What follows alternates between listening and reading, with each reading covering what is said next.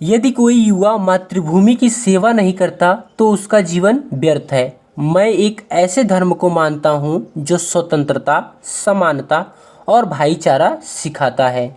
मेरा नाम आज़ाद है, मेरे पिता का नाम स्वतंत्रता और मेरा घर जेल है। स्वागत है साथियों आपका अपनी यूट्यूब चैनल स्टडी विथ उदय में।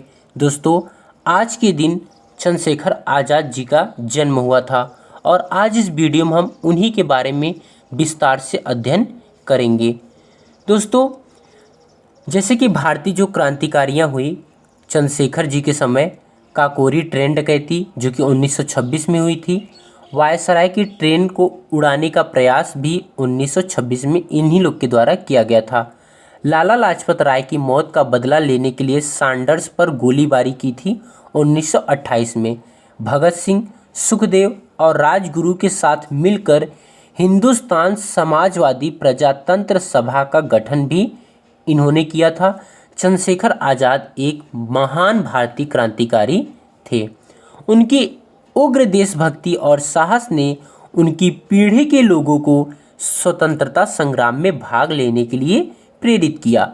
चंद्रशेखर आज़ाद भगत सिंह के सलाहकार और एक महान स्वतंत्रता सेनानी थे और भगत सिंह के साथ इन्हें भारत के सबसे महान क्रांतिकारियों में से एक माना जाता है। इनका आरंभिक जीवन। चंद्रशेखर आज़ाद का जन्म भावरा गांव, जो कि अब चंद्रशेखर आज़ाद नगर के नाम से जाना जाता है और इस समय अलीराजपुर जिला में है, 23 जुलाई सन 1906 को हुआ था। उनके पूर्वज बदरका वर्तमान उन्नाव जिला से थे।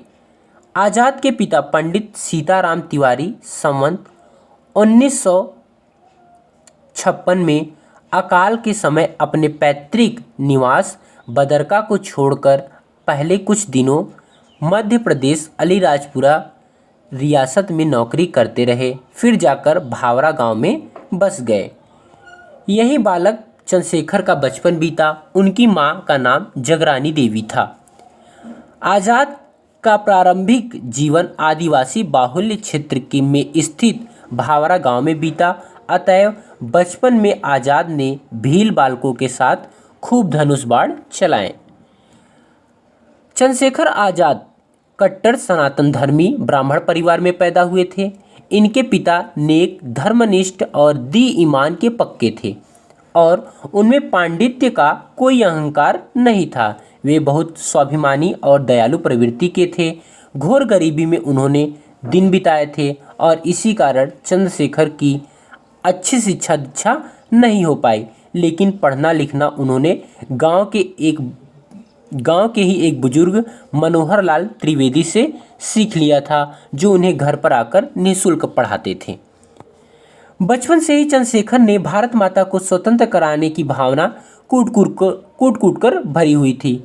इसी कारण उन्होंने स्वयं अपना नाम आज़ाद रख लिया। उनके जीवन की एक घटना ने उन्हें सदा के लिए क्रांति के पथ पर अग्रसर कर दिया। 13 अप्रैल 1919 को जलियांवाला बाग अमृतसर में जनरल डायर ने जो नरसंहार किया, उसके विरोध में तथा रॉलेट एक्ट के विरोध में जो जन आंदोलन प्रारंभ हुआ, वह दिन प्रतिदिन जोर पकड़ता जा रहा था। आज़ाद प्रखर देशभक्त थे। काकोरी कांड में फरार होने के बाद से ही उन्होंने छिपने के लिए साधु का भेष बनाना बखूबी सीख लिया था और इसका उपयोग उन्होंने कई बार किया। एक बार वे दल के लिए धन जुटाने हेतु गाजीपुर के एक मरणासन मतलब दोस्तों ऐसा साधु जो कि मृत्यु के करीब हो, मरणासन साधु के पास चेला बनकर भी रहे, ताकि उसके मरने के बाद भी मठ की संपत्ति उनके हाथ लग जाए। परंतु वहां जाकर जब उन्हें पता चला कि साधु उनके पहुंचने के पश्चात मरणासन नहीं रहा, अपितु अब और भी हट्टा कट्टा होने लगा, तो ये वहाँ पे से लौट आए। प्रायः सभी क्रांतिकारी उन दिनों रूस की क्रांतिकारी की कहानी सुनते थे और जिससे वे बहुत अधिक प्रभावित होते थे। आज़ाद भी थे, लेकिन वे खुद पढ़ने के बजाय दूसरे से सुनने में ज़्यादा आनंदित होते थे। एक बार दल के गठन के लिए बम्बई गए तो वहाँ उन्होंने कई फिल्में भी देखी और उस समय भारत में मूक फिल्में ही चला करता था, जिसके कारण वे विशेष आकर्षित नहीं हुए। अब बात करते हैं दोस्तों चंद्रशेखर आज़ाद के शिक्षा के बारे में। चंद्रशेखर की प्रारंभिक शिक्षा घर पर ही प्रारंभ हुई। पढ़ाई में उनका कोई विशेष लगाव नहीं था। इनकी पढ़ाई का जिम्मा इनके पिता के करीबी मित्र पंडित मनोहर लाल त्रिवेदी जी ने लिया। वह इन्हें और इनके भाई सुखदेव को अध्यापन का कार्य कराते थे और गलती होने पर बेत का भी प्रयोग करते थे। बेत मतलब दोस्तों एक स्टिक होता था, छड़ी होता था, मारते भी थे। चंद्रशेखर के माता पिता उन्हें संस्कृत का विद्वान बनाना चाहते थे, किंतु कक्षा 4 तक आते आते इनका मन घर से भागकर जाने के लिए पक्का हो गया था। ये बस घर भागने के अवसर तलाशते रहते थे।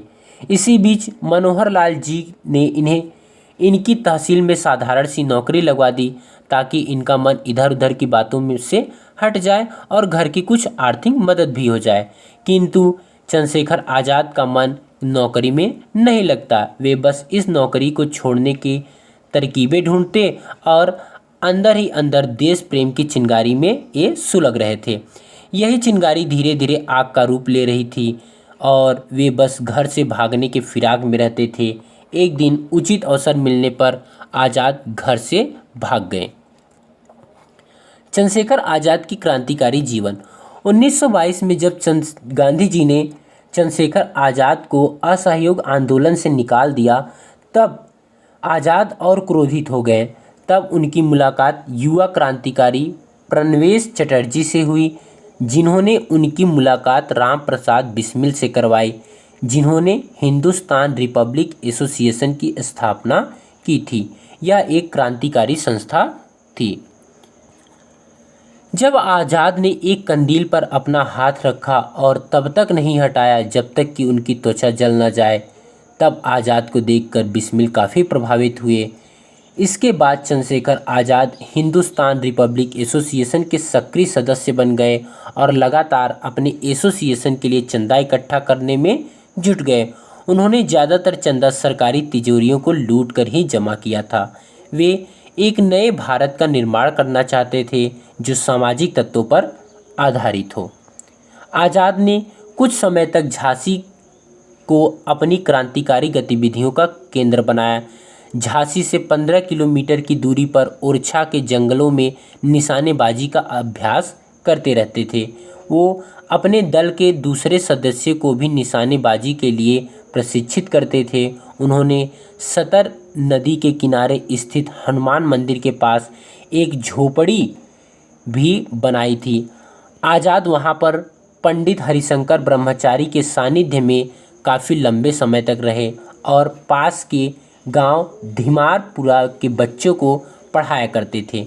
इसी वजह से उन्होंने स्थानीय लोगों से अच्छे संबंध बना लिए थे। मध्य प्रदेश सरकार ने आज़ाद के नाम पर बाद में इस गांव का नाम आज़ादपुरा कर दिया था। हिंदुस्तान रिपब्लिक एसोसिएशन की स्थापना 1924 में बिस्मिल चटर्जी, चीन चंद्र सान्याल और सचिंद्र नाथ बख्शी द्वारा की गई थी। 1925 में काकोरी कांड के बाद अंग्रेजों ने क्रांतिकारी गतिविधियों पर अंकुश लगा दिया था। इस कांड में राम प्रसाद बिस्मिल, अशफाक उल्लाह खान, ठाकुर रोशन सिंह और राजेंद्र नाथ लाहिड़ी को फांसी की सजा हो गई थी।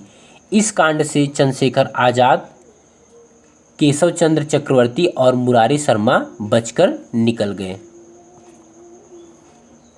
चंद्रशेखर आज़ाद ने बाद में कुछ क्रांतिकारियों की मदद से हिंदुस्तान रिपब्लिक एसोसिएशन को फिर से पुनर्गठित किया और चंद्रशेखर आज़ाद भगवती चरण वोहरा का निकट सहयोगी था, जिन्होंने 1928 में भगत सिंह, राजगुरु और सुखदेव की मदद से हिंदुस्तान रिपब्लिक एसोसिएशन को हिंदुस्तान सोशलिस्ट रिपब्लिक एसोसिएशन में बदल दिया। अब इनका सिद्धांत समाजवाद के सिद्धांत पर स्वतंत्रता पाना मुख्य उद्देश्य बन गया था। असहयोग आंदोलन के स्थगित होने के बाद चंद्रशेखर आज़ाद और अधिक आक्रामक और क्रांतिकारी आदर्शों की ओर आकर्षित हुए।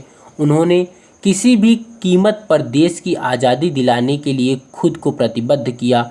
चंद्रशेखर आज़ाद ने अपने सहयोगियों के साथ मिलकर ऐसे ब्रिटिश अधिकारियों को निशाना बनाया जो सामान्य लोगों और स्वतंत्रता सेनानियों के विरुद्ध दमनकारी नीतियों के लिए जाने जाते थे। चंद्रशेखर आज़ाद काकोरी ट्रेन डकैती 1926, वायसराय ट्रेन को उड़ाने का जो 1926 और लाहौर में लाला लाजपत राय का जो बदला लिए थे, जिसमें कि सैंडर्स को गोली मारने की प्रयास किए थे, 1928 जैसी घटनाओं में शामिल थी। दिसंबर की कड़ाके वाली ठंड की रात थी और ऐसे में चंद्रशेखर आज़ाद को ओढ़ने बिछाने के लिए बिस्तर नहीं दिया गया, क्योंकि पुलिस वालों का यह सोचना था कि यह लड़का ठंड से घबरा जाएगा और माफ़ी मांग लेगा, लेकिन ऐसा नहीं होता है। जब रात में एक इंस्पेक्टर निकल करके जाके चंद्रशेखर की कोठरी का गेट खोलता है तो वह देखता है कि चंद्रशेखर उठक बैठक लगा रहे थे और उस कड़कड़ाती ठंड में चंद्रशेखर पसीने से नहा रहे थे। दूसरे दिन चंद्रशेखर आज़ाद को न्यायालय में मजिस्ट्रेट के सामने लाया गया और उन दिनों बनारस में एक बहुत कठोर मजिस्ट्रेट नियुक्त था। उसी अंग्रेज मजिस्ट्रेट के सामने 15 वर्षीय चंद्रशेखर को पुलिस के सामने पेश किया गया। पुलिस ने पेश किया। मजिस्ट्रेट ने बालक से पूछा, तुम्हारा नाम? बालक ने उत्तर दिया, आज़ाद।